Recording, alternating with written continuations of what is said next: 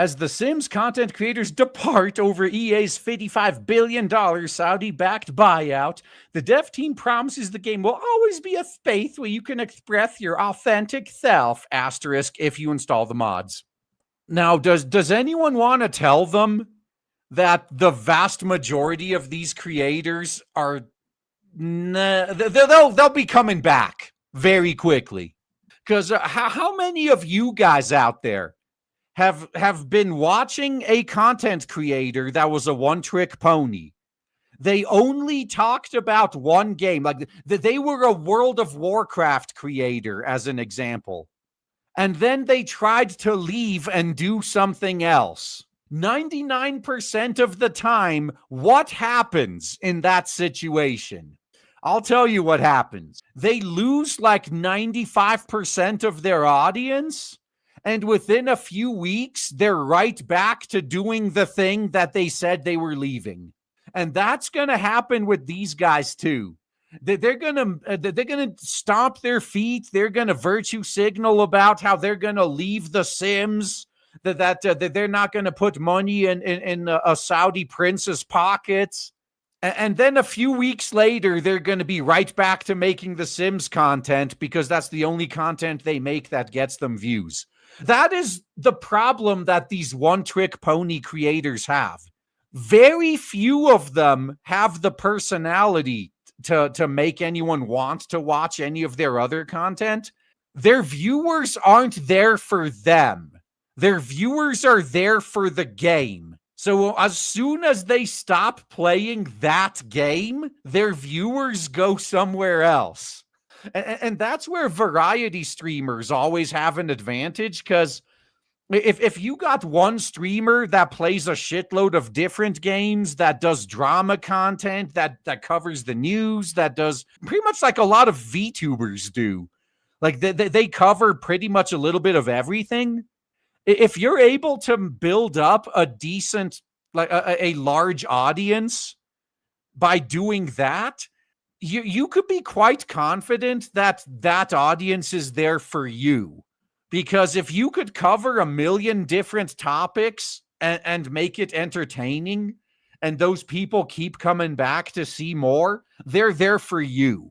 But if you're only known for like, oh yeah, I'm the big World of Warcraft arena guy. Like I'm one of the best worldwide in this, and that's why people watch me. Yeah, you're right.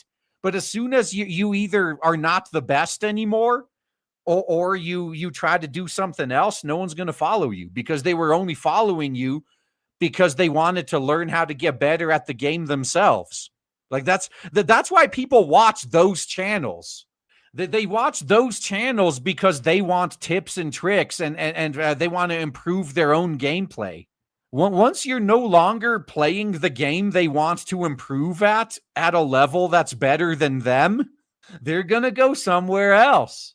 And I say this as both a streamer and a viewer. I'm on both sides of this. Both sides.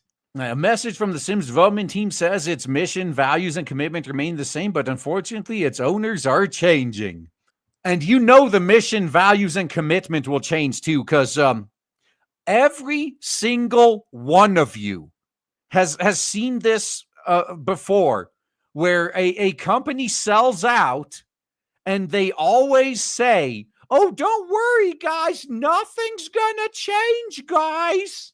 We're going to keep doing all the same stuff. Nothing's changing, guys. And how many times has that actually been true?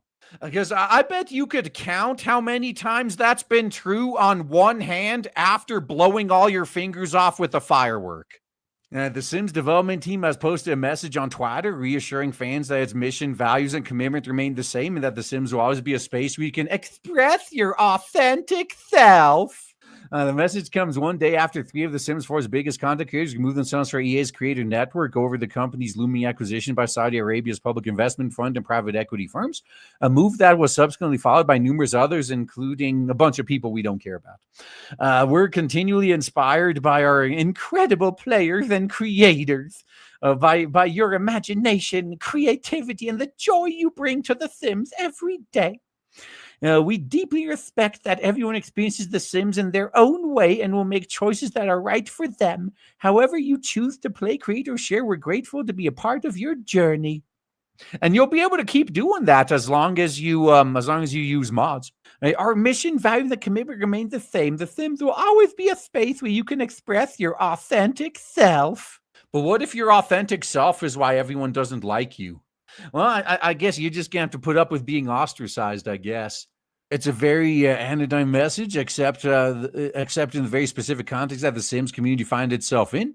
The Sims has a well-established reputation as a regressive game, established through its recognition of queer identities and relationships. It stands backed by action rather than removing same-sex relationships in the My Wedding Stories expansion in current year -3, for instance. The ASM opted not to release in countries with anti-alphabet soup laws. And I love how Japan is actually doing the same thing. Like a few of their companies left that aren't cucked. Like they just don't release in the West anymore rather than put up with Western Puritanism. Like, yeah, that's the solution. Like, that attitude may be at risk once the AA is brought under control of the PIF. Saudi Arabia is ruled by a notoriously based regime where alphabet soup rights or privileges are non-existent and same-sex relationships are illegal. Yeah, they see what happened to the West when they allowed that crap. And like, nope. Former BioWare lead writer Trick Weeks predicted that in September that gay stuff will not have a home at the company once it falls under PIF control. And how's that a bad thing? You guys have had a good run of ramming that shit into everything for the past decade and ruining multiple industries. Maybe it's time you exited stage left and let other people be represented for once. Not everything has to be about you. And frankly, it's hard to square the country's high-profile intolerance of the alphabet soup community with, say, the Sims 4's Transforming Disability Inclusive update. I wonder if they could unlaunch an update. Holy fuck, that would be so hilarious if they did that. And it's possible that EA's new overlords would turn a blind eye to the whole thing. The Sims still boast a big community. It's not shy about spending money. And at the end of the day, that's what it's all about. Now, this is a true statement. I think it's very possible that Saudi Arabia will do the same thing with the Sims that China does with a lot of their IPs. So despite how censorious the CCP is and how censored shit is in China, Chinese companies release shit outside of China that would never fly back home. Now, actually, Snowbreak is a good example since we brought that up earlier in the stream. Snowbreak can't exist in the state it's in the West, in China, without some config file hackery, but they just want to make money. So I wouldn't be surprised if Saudi Arabia did the same thing with the Sims, that they just kind of left it alone as long as it's profitable. Like maybe they ban it from Saudi Arabia, but they're fine. You know, like, okay, as long as you give us money, yeah, you know, you guys can work for us. You can get onto the corner and make us money. Yeah, you could do shit on your corner that we wouldn't allow back home, but that's fine as long as you keep bringing back those Benjamins at the end of every night.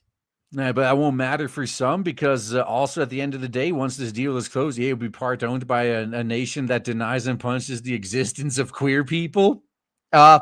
Did you read this before you posted it? How can you both deny the existence of something and punish that exact thing? I mean, I would understand if the punishment was done in secret, so you could keep denying and pretending it doesn't exist while wiping it out behind the scenes to make it seem like it doesn't exist. But both of these things are very public. How can you both deny the existence of something while punishing that same thing? This is just like the whole, like, what was it? Homophobic. No one's fucking scared of you. More like homo disgusted or something. Like that would be a lot more accurate. No one's fucking scared of you. They're just disgusted by you. It's not the same thing. Disgust and fear, there is some overlap depending on the situation, but they're usually completely separate. And no matter how the game proceeds from here, there's a real world consequence, and that's a fact some people, and very possibly a lot of people, take seriously. It turns out there's going to be a lot less of them than they think, because like most of them, their entire ideology has been astroturfed. So once people don't feel like they need to appeal to wokeness anymore, they're going to stop. We're already seeing the beginnings of that. The Sims team concluded its message by teasing existing things we have coming, or exciting things we have coming in current year +1 and beyond. More details on that will be shared on October 27th, the first of ongoing updates that address things that matter most to you. The only thing I'm really interested in is what Nikkei is doing. What does it say about the game industry when I'm more hyped for a gacha games anniversary event than any new games coming out on the horizon? With the exception of maybe Ananta, if it ends up living up to the hype, it's looking like the only quote-unquote real game I'm going to be buying this year is Sonic Racing Crossworlds. Outside of that, I'm fine. Like, ooh, new update for a game I'm already playing? Hell yeah. Give me more of that.